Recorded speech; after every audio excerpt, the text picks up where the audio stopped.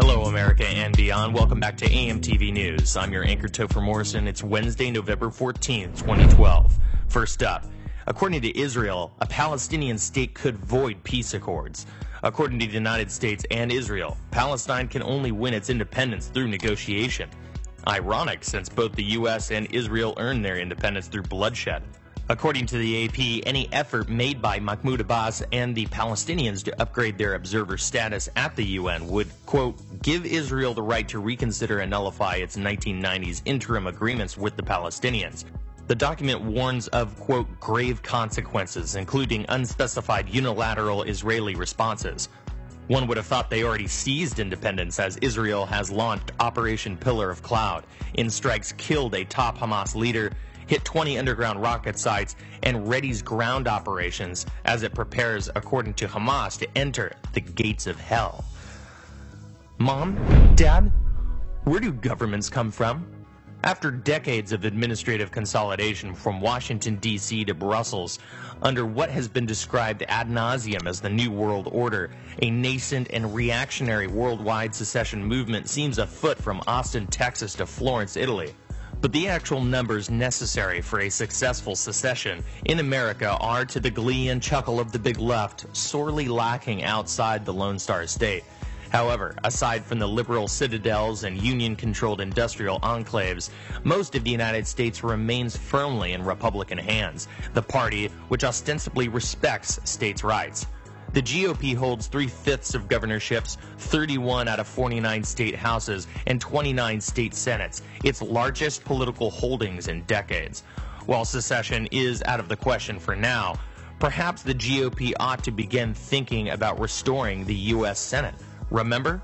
State legislatures used to appoint 2 representatives to the federal Senate as ambassadors rather than mere politicians, allowing the states an almost nonpartisan and local voice in the federal system, and thereby a check against waste, centralization of power, and an ability in preserving the laboratories of democracy against the monolith we now know as Washington, D.C. Rand Paul 2016 and the evolution. You know what the GOP needs? Good old-fashioned liberal honey to spread over that multi-grain toast called the Democratic Party.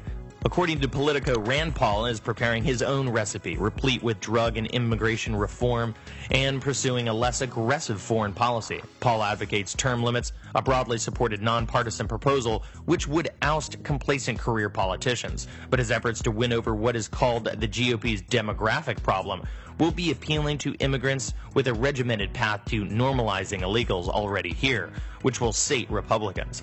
Reduce the GOP's footprint in the war on drugs, which adversely affects the young and minorities.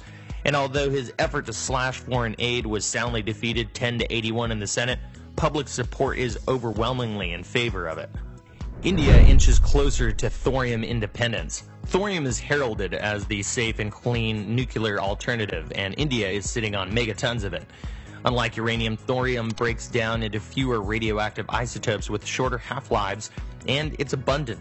The National Power Corporation of India is excited about the safety of its advanced heavy water reactor that could soon break ground. The problem is, the over 60-year-old promise to implement the heavy reactors has become a political drum in India, the stuff elections are made of rather than what powers the Indian economy. Moreover, the thorium they're talking about is still a solid, and under Indian design will still require pressurized systems and water to cool it.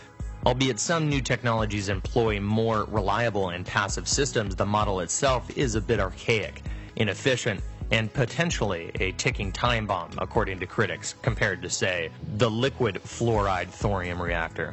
Remember to like, share, and comment, capturing every corner of the alternative media. Watch AMTV News Monday through Friday. For more videos like these, visit amtvmedia.com, home of the AMTV network, the voice of independence.